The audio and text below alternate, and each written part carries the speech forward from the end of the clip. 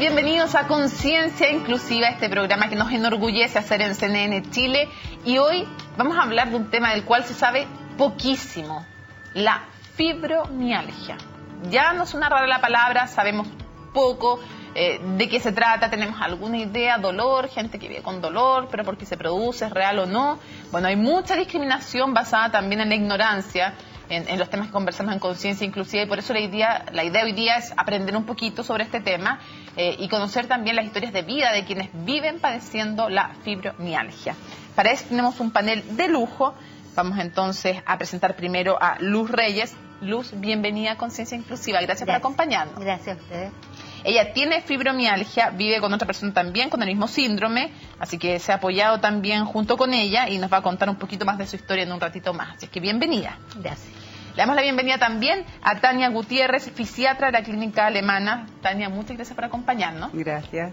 Ella es jefa del Servicio de Medicina Física y Rehabilitación y trabaja también con la Corporación de Fibromialgia, cual le vamos a contar después. Y además tiene una postura bien interesante porque nos va a hablar de cómo no es invalidante y cómo sí se puede salir adelante teniendo fibromialgia. Nadie dice que sea fácil, pero que se puede. Vamos a conversar también, hoy día nos acompaña Danitza Schwenke. ¿Está bien o no? Sí. Perfecto. Coordinadora de la Unidad de Programas Psicológicos de la Corporación de Fibromialgia, que se creó en 2002. Y que nos va a contar ella después cómo llega. No quiero develar todavía el misterio de por qué llega a esa corporación y por qué llega a trabajar en esos temas. Y también le damos la bienvenida a Paula Cruces. Paula, gracias por estar con nosotros. Ella es estudiante de Geografía de la Universidad Católica, tiene 24 años. Y fíjense que a principio de año le diagnosticaron fibromialgia y vamos a conversar después cómo ha sido este proceso y cómo es el tratamiento que está viviendo. Está casada además. Y tiene un hijo de 4 años, así que desilusionense todos los que la encontraron buena moza, la chiquilla ya está ocupada, así que lo siento, perdieron nomás. A ver, primero me gustaría preguntarte, Tania, expliquemos en simple, ¿qué es la fibromialgia? La fibromialgia es una condición crónica que se caracteriza porque los pacientes tienen una alteración en la elaboración del dolor, por decirlo de alguna manera, ¿verdad? En general, las personas normalmente, cuando recibimos algún estímulo, ese estímulo tiene ciertos niveles de intensidad, ¿verdad? Y cuando esos niveles pasan de lo que es un tacto, por ejemplo, superficial, y ya empieza a ser un estímulo de mayor intensidad, las personas normalmente tienen en sus sistemas de elaboración del dolor sistemas que modulan eso, y entonces yo me puedo tocar así y eso no lo siento como dolor, ¿verdad? Porque este sistema va neuromodulando, como se llama. Las personas con fibromialgia tienen esta neuromodulación alterada y por lo tanto sensaciones que habitualmente no son percibidas como dolorosas, sí las perciben como dolorosa debido a esta alteración en esta neuromodulación que está alterado. Perfecto. Y eso hace que finalmente muchos estímulos en general sean bastante invalidantes para ellas. Generalmente Perfecto. Son mujeres. ¿Por qué se produce? ¿Hay algo que se desata? A veces hablamos de orígenes genéticos, a veces hablamos de algo que se echa a perder en el cuerpo por lo cual se produce una enfermedad que se hereda, no se hereda, en fin. ¿Cómo se produce? ¿Cuál es el origen? Siempre se ha estado estudiando. Es una enfermedad que es relativamente nueva. Recién en los años 90 la Asociación Americana de Reumatología describe los primeros criterios diagnósticos, ¿verdad? Que es una enfermedad nueva. Y se postula que es multifactorial.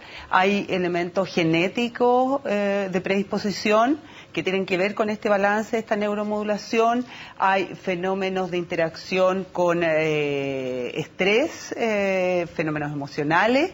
Y también algunas partes postulan algunas infecciones que también pueden desencadenar esta predisposición para tener esta alteración en la neuromodulación. Pero se puede tener una predisposición y nunca desarrollarla. Sí, se puede, o sea, muchos de los pacientes no necesariamente tienen los mismos niveles de intensidad de síntomas, ¿verdad? El mismo nivel de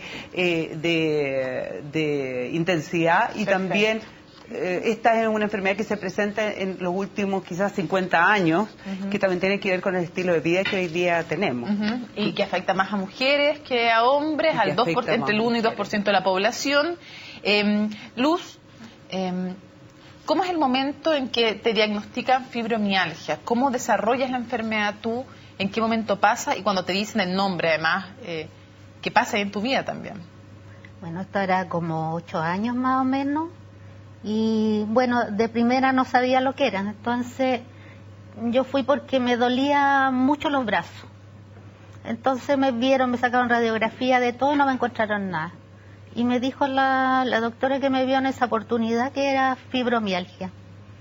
Pasó el tiempo y yo pensaba que mi dolor se llamaba fibromialgia, no que era otra cosa. Y un día estoy en mi trabajo y hojeé una revista y dice vivir con fibromialgia. Y la empiezo a hojear y lo que decía ahí era como que estaba contando mi vida. Era todo lo que yo había pasado durante todos estos años anteriores, de médico en médico, que reumatólogo, traumatólogo, de todo. Y no me encontraban nada.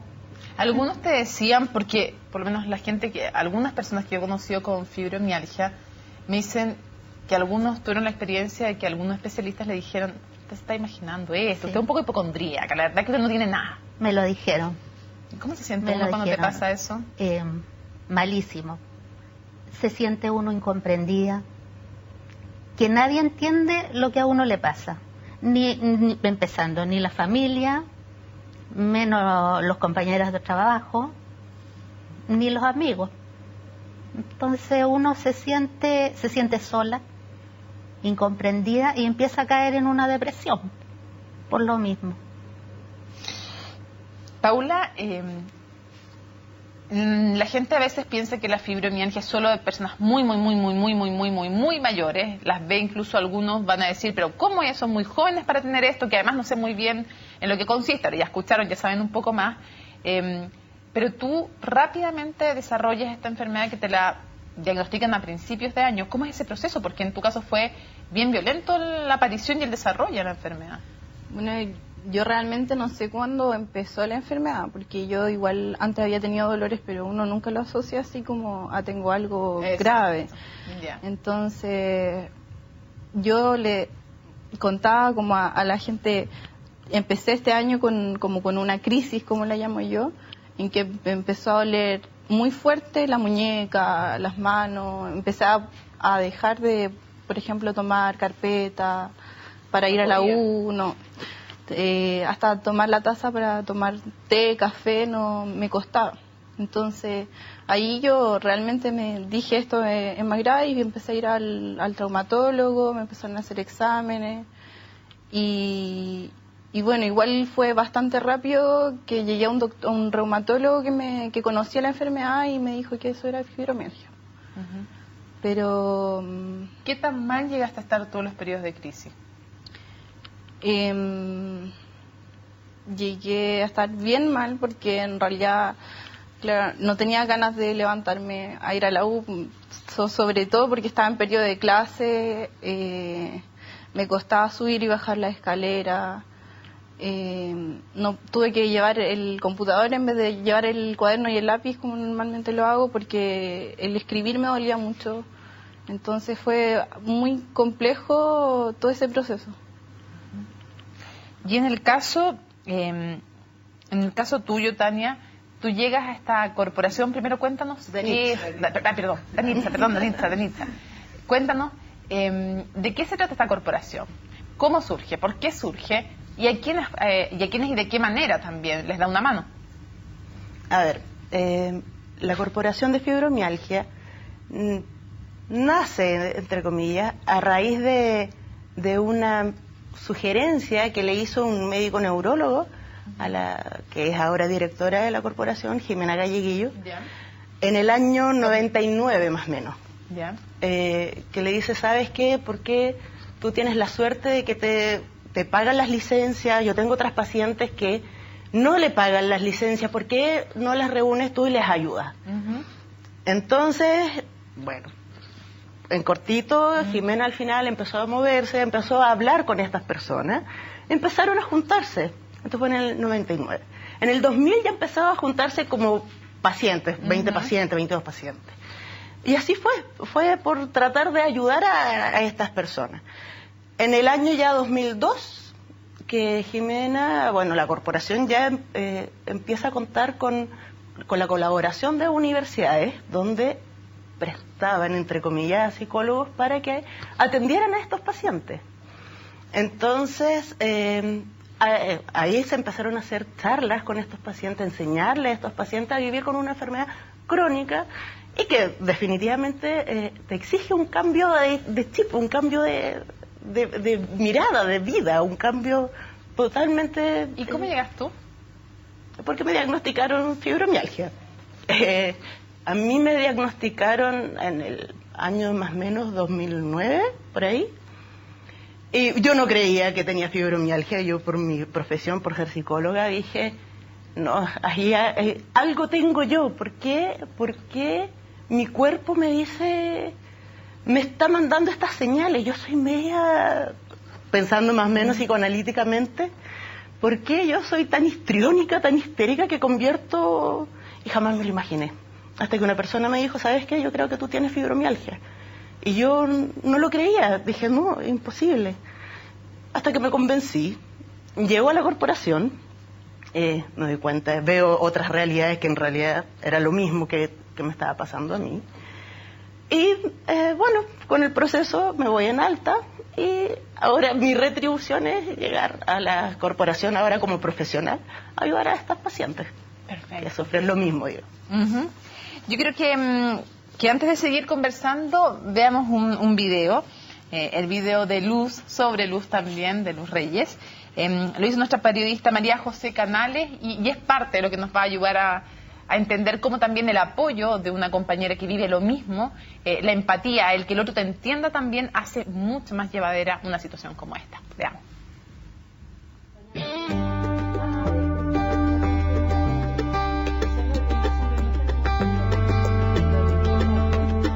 Mi nombre es Juana Peña, vivo con Luz, tenemos las dos la misma enfermedad, que es la famosa fibromialgia. Todos los días te duele todo, te acuestas con dolor y te levantas con dolor. Son dolores desde la punta de tu cabeza hasta la punta de los pies. Te levantas con tu cuerpo agarrotado, que tiene que empezar, como le digo yo, a calentar motores para recién empezarte a vestir.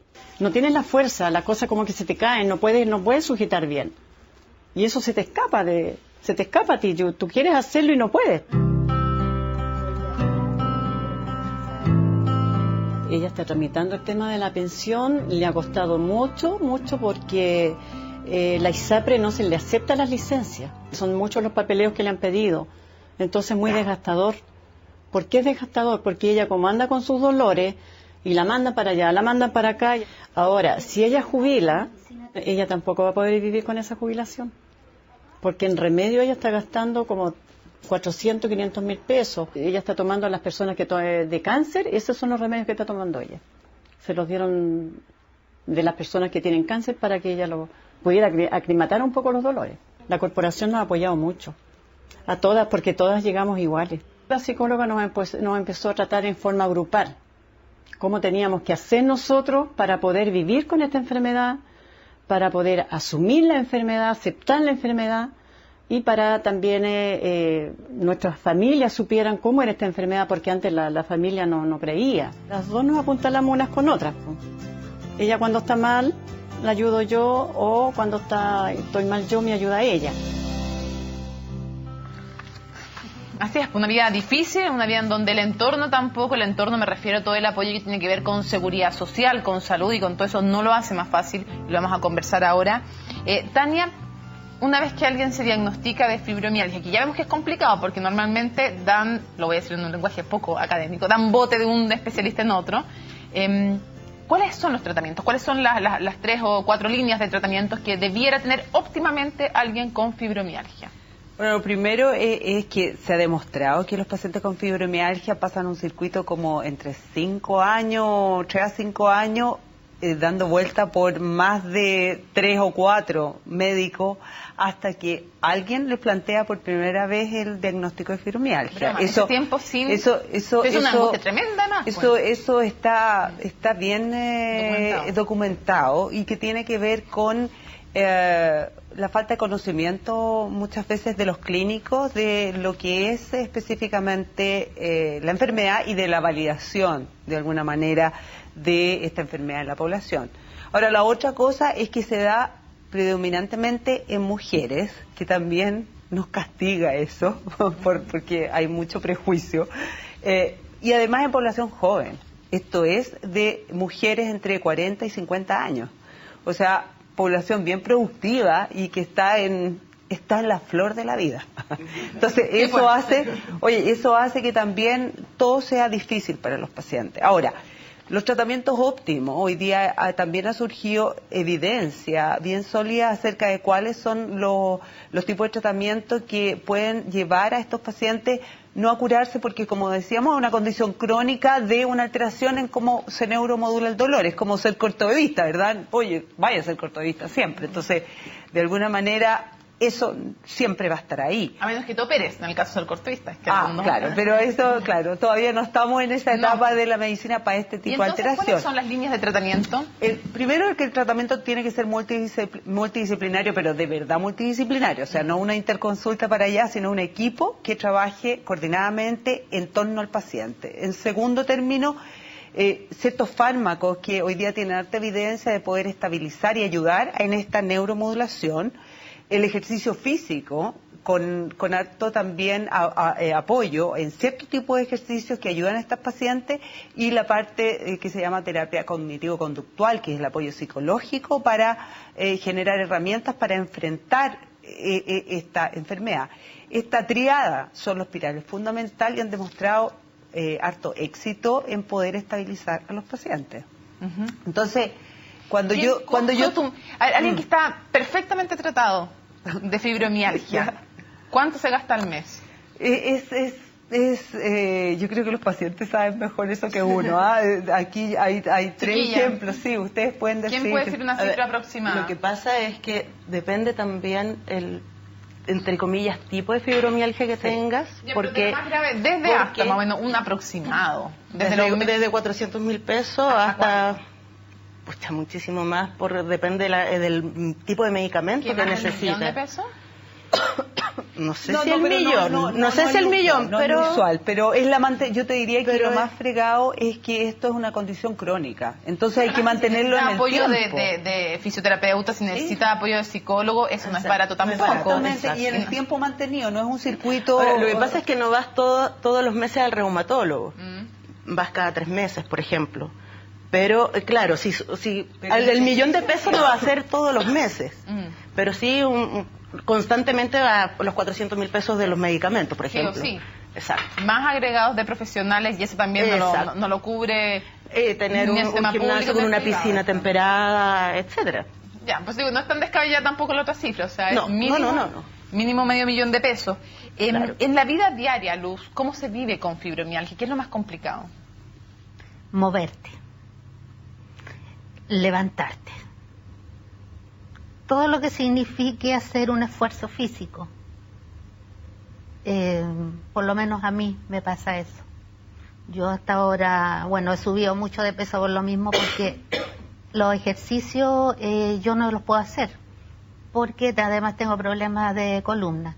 Entonces lo único que yo puedo hacer es piscina, que es lo único que a uno le alivia más es la piscina. Y yo hago hasta lo que puedo, porque también dentro de la piscina te exigen una cantidad de ejercicios y a veces uno no los puede hacer. ¿Y cómo te financias tú los medicamentos y todo eso? Bueno, yo estoy con licencia, pero ahora ya no me la están pagando. Entonces, me he visto afectada justamente en eso. Yo tenía mi psicóloga semanal, ahora ya no la estoy viendo porque no puedo financiarla. Afortunadamente tengo ISAPRE y me cubre lo que es psiquiatría. Así es que por lo menos no es caro el psiquiatría. Pero lo demás sí, pues hay que pagarlo, hay que pagar piscina. ¿Y los remedios? Hay que pagar remedios. ¿Dónde sale la plata? Ahora que ya no vas a tener la licencia. Ahora estoy endeudándome nomás con mis tarjetas de crédito y esperando que, entre comillas, que me solucionen el problema de las licencias que tengo sin pagar. Así es que no. Y otra que estaba sacando plata de mi cuenta. Yo tenía mi cuenta personal con mis ahorros y de ahí he tenido que estar sacando, porque hay que comer, además de los remedios, comer, pagar todo lo que significa llevar una casa. La vida no se detiene. No. Para ti, en el caso tuyo, Paula, ¿qué es lo más difícil en el día a día? Lo más difícil es ir al agua. Levantarme, no tengo ganas de levantarme nunca, entonces levantarme, arreglar a mi hijo para llevarlo al jardín, irme a la U, ponerme a estudiar, leer también me cuesta todo lo que hay que leer, usted sabe, para estudiar. ¿Usted? No, pues no ustedes, bueno, tú nomás, pues no soy tan vieja. Tenemos diferencia, pero nunca tanto, compadre. Estoy acostumbrada a los profes. Uy, para encima tengo que ser profe, no, me está rematando en el suelo, no. Está bien, ya. Está bien. Pero eso es lo más bueno, difícil. tú sabes. Muy bien. He tenido que ir al oculista por el mismo cansancio visual y bueno, llego agotadísima a la casa después tener que bañar a mi hijo en la noche, leerle un cuento, porque hasta el libro me pesa para tomarlo. La vida en sí es difícil, pero uno finalmente se va acostumbrando a vivir con estos dolores. Me dejas una pista que es interesante para después de la pausa. Al regreso en Conciencia Inclusiva vamos a conversar también con Paula cómo se vive, cómo se es mamá. Cuando, como ella decía, hasta tomar el libro de cuentos en la noche te puede costar. Algo tan fundamental como el libro de cuentos de tu hijo, no poder tomarlo. ¿Cómo se vive así? Lo conversamos al regreso en Conciencia Inclusiva.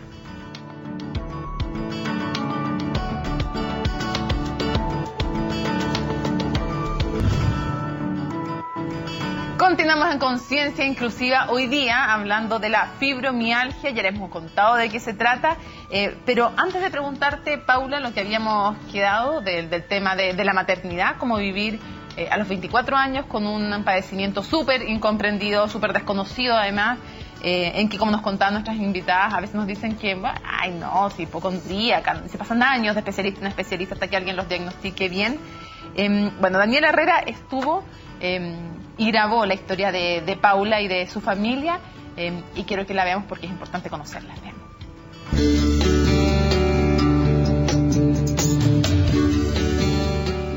Los primeros dolores que yo me di cuenta que era como ya algo más extraño fue, por ejemplo, como al exprimir limones o al tomar cosas, me empezó a doler la muñeca. De ahí empezaron como los dedos, los codos, los hombros, las rodillas, los tobillos, la cadera, la espalda. Hay momentos en que Paula se queda acostada todo el día porque no se puede mover. Al principio para nosotros era súper angustiante porque ella estaba acostada todo el día, nosotros no entendíamos qué le pasaba, que por cómo le dolía tanto, no podíamos entender eso. Sentía que mi familia, igual en cierto modo, no juzgar, pero como que no me entendían. Y yo tampoco me entendía mucho, me sentía como mal de repente por no ayudar en la casa, no sé, a poner la mesa, a lavar la loza, hacer aseo, hacer las cosas, porque no tenía ganas, pero tampoco yo no sabía porque no tenía ganas y el resto no sabía porque no tenía ganas. Hago mi vida lo más normal que puedo ahora. Trato de que la enfermedad no me limite tanto, pero obviamente no puedo hacer las mismas cosas que hacía antes. Para estar con mi hijo igual ha sido difícil para mí porque uno como mamá quiere como jugar y hacer todas las cosas. Y no, por ejemplo, no puedo jugar a la pelota o me duele de repente como lanzar la pelota en el aire, me duelen los codos, los brazos. O le cuento en la noche, también me pesan los libros. de repente amanece con más dolor, a veces se duerme con más dolor, pero la vida continúa, pues sus actividades siguen y todo eso, entonces ha sido un proceso, yo creo que de acostumbramiento también, de saber vivir con esto. De las cosas que tiene esta enfermedad es bien psicológico, entonces yo creo en eso, que si uno para o te achacas o empiezas a dejar como cosas de lado, te empiezas a limitar tú mismo, entonces al final yo creo que uno se hunde más. Yo la encuentro súper asumida con su enfermedad, que se da ánimo y todo y que resiste bien el dolor, fíjate, encuentro yo. Y el tiempo ella trata de hacer su vida normal. Nos falta mucho la universidad. No, yo creo que ella no quiere tampoco que esto la absorba. Ahí estaba, también con admiración hacia ti, porque imagino que no ha sido fácil y quería que me explicaras un poco más, porque al final mucho de la discriminación tiene que ver, y de las pocas coberturas y de todos estos temas que van rodeando estos padecimientos, estos síndromes o como se les llame, en otros casos son una discapacidad de tipo físico, en otros de tipo mental, tienen mucho que ver con el desconocimiento y con no saber cómo afectan la vida diaria a alguien. Entonces, como una mamá que tiene fibromialgia, tú decías algo que es súper fuerte, que a mí me llega muy, muy profundo, que es cuando tú dices, a mí tomar el libro de cuentos de mi hijo me cuesta, por el dolor que eso significa. ¿Cómo es ser mamá con fibromialgia, Paula? Yo creo que dentro de todas las cosas, como lo que más a mí me deprime un poco, porque yo antes, yo feliz jugando cuando chica la pelota y todo, y me gustaría también hacer esas mismas cosas con mi hijo, y tener que limitarme con él es como algo súper difícil, en realidad. Bañarlo, de repente me tienen que ayudar como a llevarlo a la tina, a sacarlo, porque hay días que no puedo, simplemente no. Además que ya estaba un poquito más grande también, entonces pesa más. Y de repente él también se enoja, me dice, mamá, juguemos a esto, juguemos a esto otro, y yo le digo, no puedo, no. A veces no tengo ganas. ¿Y cómo se le explica a un niñito chiquitito de 4 años? Y tú lo has tenido que explicar directamente, es tu caso. ¿Cómo se le explica a la mamá no puede jugar contigo? O ¿cómo le dices tú? ¿Cómo le explicas qué es lo que tiene la mamá? ¿Qué le pasa a la mamá? ¿Y qué te pasa a ti también en esa conversación con él? Bueno, yo esa conversación la he tenido súper poco. En realidad me han ayudado la gente que vive conmigo, que es mi suegra y mi suegro y mi esposo. Me han ayudado harto porque ellos le han explicado más a él de que tiene que cuidarme, que tiene que tener conciencia de que yo no siempre puedo hacer las cosas, y yo a veces le digo, o sea, no puedo hacer esto porque me va a doler la rodilla, pero en ese sentido igual mi hijo es como súper amoroso, entonces él es como súper protector conmigo, entonces igual es súper rico sentirlo, pero cuesta decirle que no me puedo tirar al piso de repente a jugar con él. Es difícil. ¿Y con tu esposo? ¿Cómo se llama tu esposo? Cristian. Cristian, sí. ¿Cómo se vive en pareja también algo así? Yo creo que me ha aguantado harto. porque para él tampoco yo creo que debe ser difícil. A veces me pongo media enojona porque no quiero hacer las cosas. Y le digo, pero tienes que entender que yo no quiero hacer esto ahora. Y no, él lo ha tomado súper bien, yo creo, porque bueno, él con mi cuñada tuvo que vivir algo parecido. Mi cuñada también tiene una enfermedad autoinmune, y en ese sentido él también vivió como una etapa antes de mí. Pero también es difícil porque de repente queremos salir juntos y yo no tengo ganas, bueno, tampoco él muy de salir tampoco, pero es difícil ir como acomodándose el uno al otro con la enfermedad. Pero ha sido un apoyo importante, me imagino. Sí, él me ayuda bastante. Sí. Hablábamos cuando estábamos conversando, Danitza, de cómo se vive esto también. Tú me mencionaste algo también en comerciales que es impresionante, que hay efectos cotidianos que tienen que ver incluso con la concentración de la fibromialgia, ¿no? Exacto.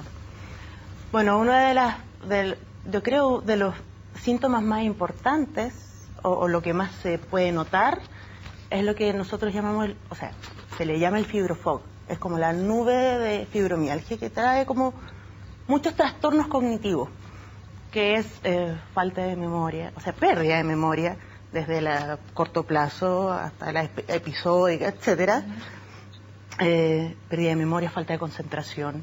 Uno puede estar hablando y se le olvidan las palabras, por eso de repente uno puede perder el hilo, no sabe o no se acuerda que está hablando, trata de encontrar la palabra que exprese lo que quieres expresar y no la encuentras. Es como si fuera un cajón que de repente se desordenó todo y no sabes cómo armarlo, no tienes cómo armarlo. No sé. Y en ese sentido, cuando hablamos de mente y de ánimo también, ¿cuán importante es el apoyo psicológico? Porque ya conversábamos el apoyo de una amiga, en el caso Luz, el apoyo de la pareja y de una cuñada también, que no tiene lo mismo, pero que puede empatizar también. El tener familia, tener amiga, porque hay gente que lo vive sola también, es importante, pero el apoyo psicológico también, porque esto de cuando ustedes hablan de hacer un cambio de switch, aprender a vivir con algo que está todos los días contigo, que no se va a ir, que no se va a acabar, que tú puedes modular, atenuar, pero que va a estar ahí. ¿Cuándo es importante el apoyo psicológico? Tú lo ves en tu participación en la corporación, pero también como alguien quiere diagnosticar una fibromialgia. Exacto. A ver, el apoyo psicológico yo no solo lo veo como terapia individual, y de hecho así lo afrontamos también en la corporación, con talleres grupales donde tú en el otro ves como, tienes como un espejo, ves donde lo que me pasa a mí también le pasa al otro. Eso mismo te hace sentirte apoyada, comprendida, que es muy importante. Es lo que más las pacientes cuando llegan allá, es una de las cosas que más les gusta, entre comillas, llegar a que alguien siente el mismo dolor, que, oye, a mí me duelen las uñas y a ti también, siendo que en otros lugares nadie entiende cómo te va a doler las uñas. Perdón la ignorancia, pero te duelen las uñas literalmente. Te duelen las uñas, te puede doler hasta el pelo. Entonces son dolores que nadie entiende. Y cuando llegas a un lugar donde hay otras personas que les pasa lo mismo, te cambia totalmente la visión. Entonces ya, el taller psicológico grupal es súper importante desde ese punto de vista, bueno, guiado por un psicólogo. Y la terapia individual, por otro lado, te ayuda también a vivir, a cambiar, a hacer este cambio switch, como comentábamos delante. Tienes que hacer un cambio de vida, de visión, el darte cuenta, el querer de nuevo también a esta nueva persona que no conocías. Uno estaba acostumbrada a ser un tipo de persona que normalmente, no sé, que mujeres súper aguerridas, por ejemplo, que se las podían todas, de un día para otro ya no puedes. Entonces ahí muchas veces viene la depresión, tienes que empezar tu autoestima se va a las pailas, entonces tienes que empezar a reconstruirte de nuevo. Doctora, y me surge una duda, entre la autoestima, que obviamente que se ve, como lo escuchábamos, se ve disminuida, y también los dolores propios, me imagino que también afecta incluso el deseo sexual, ¿o no? Sí, es parte de la fibromialgia, está acompañado de varios otros síntomas, entre ellos, como decíamos, este dolor difuso, que uno lo llama como totalgia, o sea, le duele todo al paciente, pero también está acompañado de dolores de cabeza, dolores, bruxismo, trastornos gastrointestinales, de la vejiga, o sea, deseo de orinar, tan como una urgencia miccional, y también lo que se llama dispareunia, o sea, dolores en las relaciones sexuales, y eso afecta obviamente todo lo que tiene que ver con deseos y la relación de pareja. Y muchas veces los maridos no son tan comprensivos como el caso de la Paula, que es súper buen marido. En general los maridos entran en una especie de conflicto, y las familias con estos pacientes, porque esto es una enfermedad que no se nota además, no tienes una cosa, no claro, no sé, no te falta un brazo, te mueves entera, se ve todo, entonces hay mucho estigma y falta de validación. Y yo creo que una de las cosas más bonitas de la corporación es que hay una validación grupal, o sea, tú entras a un espacio en donde hay pares, en donde te hace inmediatamente eco esta cosa de que entiendes los síntomas y todo, y ahí hay Hay una cosa bien bonita, sí. Me gustaría preguntarle tanto a Luz como a Paula, ¿en qué es lo que sienten que hay más discriminación para las personas con fibromialgia? Porque claro, el hecho justamente que esto sea una enfermedad que no se vea, que sea silenciosa, es justamente algo que puede llevar a que te ayuden menos todavía, evidentemente. Entonces, me gustaría saber cuál es la principal discriminación que ustedes creen que existe en Chile. Yo podía hablar en cuanto a lo que es perdón, pero me está pasando lo mismo. Tranquilo, pues sí. A mí me pasa, yo le cuento que a mí me pasa lo mismo. Sin fibromialgia me pasa exactamente lo mismo. Quiere hilar una frase y no le sale. Cuesta. Pero ¿La licencia será eso? Licencia, y yo estoy postulando, o sea, quiero jubilarme por enfermedad y no he logrado la jubilación. ¿Y quién le responde? Entonces, no me lo aceptaron la última vez. Además, a pesar de que tengo fibromialgia y otras cosas, no me calificaron todo. Entonces, no alcancé el puntaje que se necesitaba para. Y ahí estoy de nuevo, yendo a la pelea y ya hay que ser jodido y seguir peleando por lo que uno sabe que por derecho le corresponde, pero que no encuentra solución, no encuentra cómo decirle al médico de la comisión, sabe que me duele todo, créame que me duele todo. ¿Con cara de qué te miran? ¿Encuentras tú? Yo encuentro que me miran con cara de, no, esta señora está bien, no tiene nada, se está haciendo. Yo lo siento así, a lo mejor no es así. Por eso no quieren trabajar, claro, que son flojas. Somos flojas. En la corporación nos han ayudado mucho a decir que no. Porque yo también soy mamá, soy abuela, veo a mi nieta y todo eso, jugamos, pero hay momentos en que yo le digo, ya nada más, no puedo más. Entonces me dice ella, ¿te duele la espalda? Sí, le digo yo, me duele la espalda. ¿Y tu pareja qué pasó con él? Bueno, yo soy separada más de 30 años. ¿No tuvo que ver la fibromialgia en esto? No tuvo que ver. Sí, mis parejas después. Ajá, he tenido pretendientes. Ya, tenía que ver un pastel. Sí, Si no.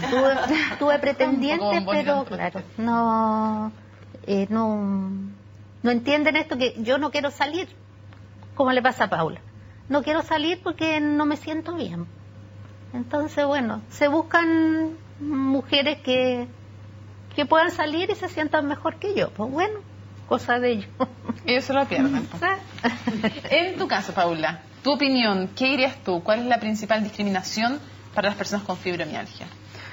Bueno, yo estoy como recién entrando a este mundo. Claro.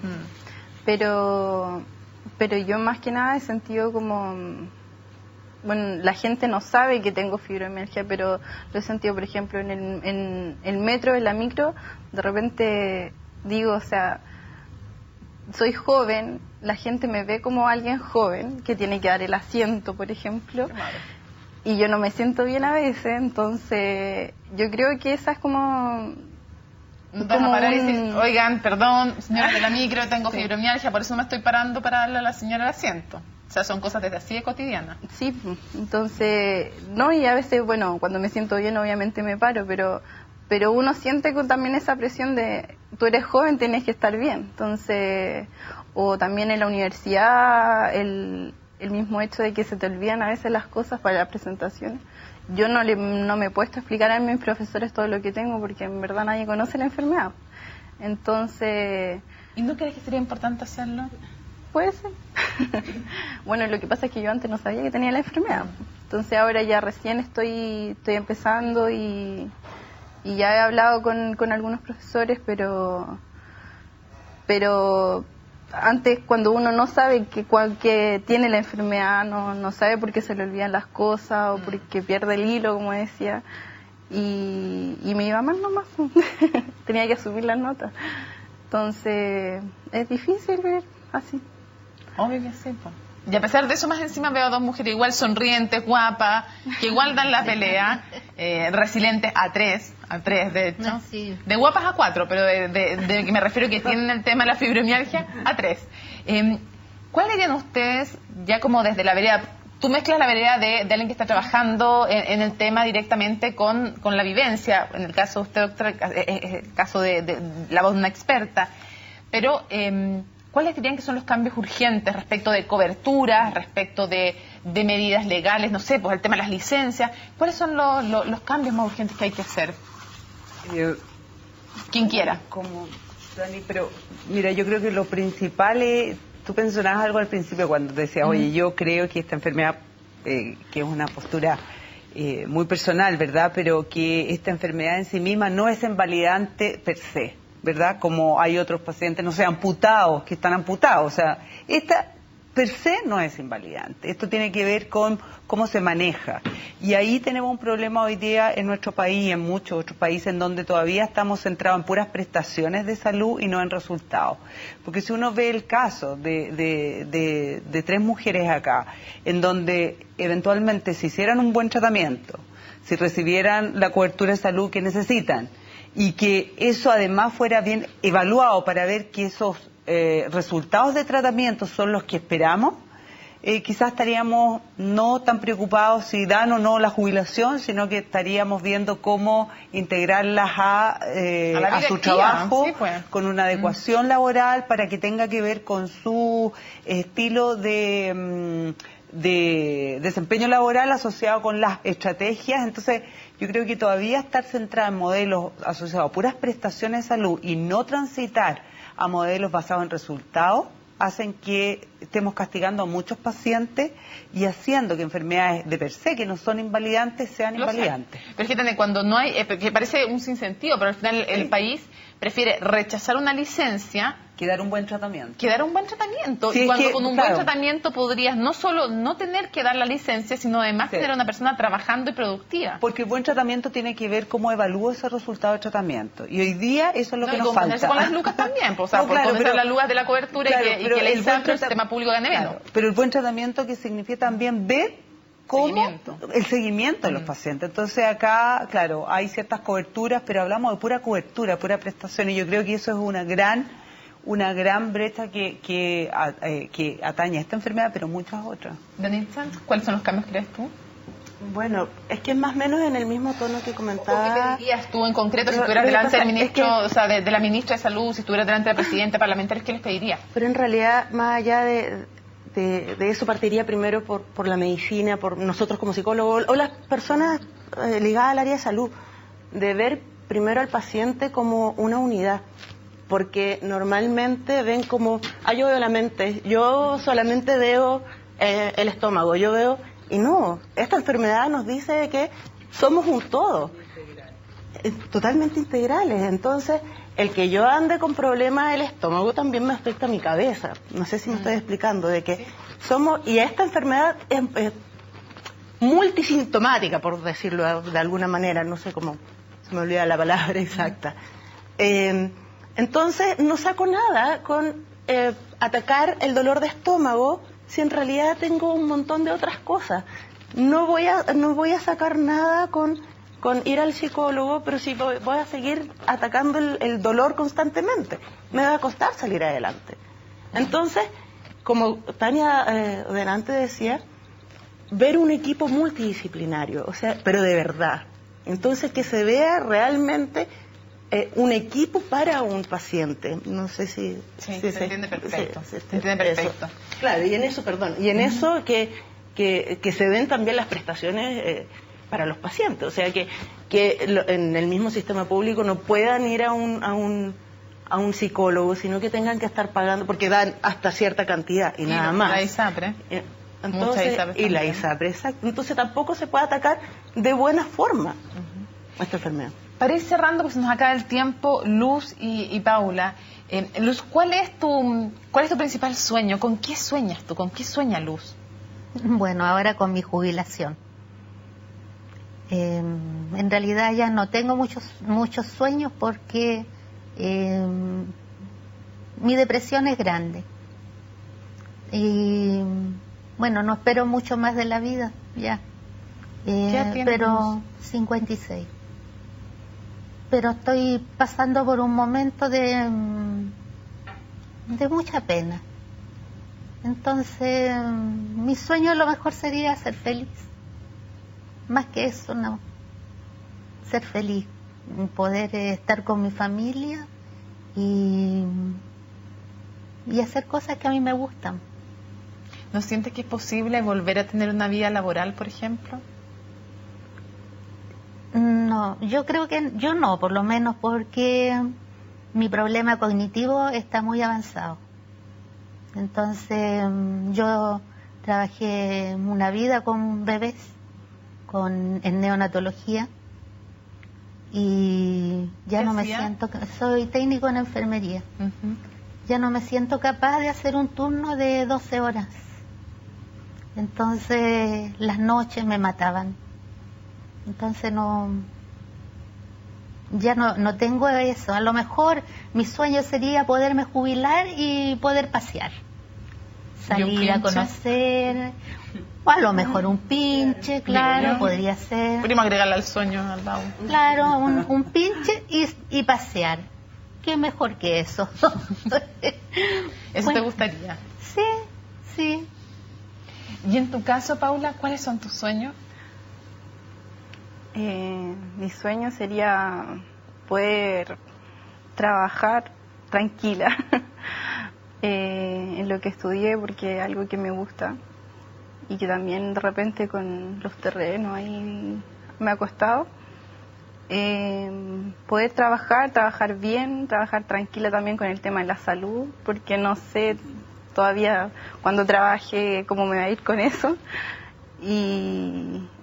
y poder tener más hijos, porque yo igual quiero tener más hijos, pues tomarlos en brazos, estar bien de salud para poder seguir haciendo mi familia y seguir mi vida, que todavía soy joven, entonces me queda como harto todavía por vivir. ¿Cuántos hijos más quieres tener? Los que me alcance la plata, porque es un tema. Kilo de agua sale. Sí. Y de niño, te digo. Sí. Pero por lo menos uno más. Por lo menos. Uh-huh. ¿Y sientes que le puedes ganar a esta enfermedad?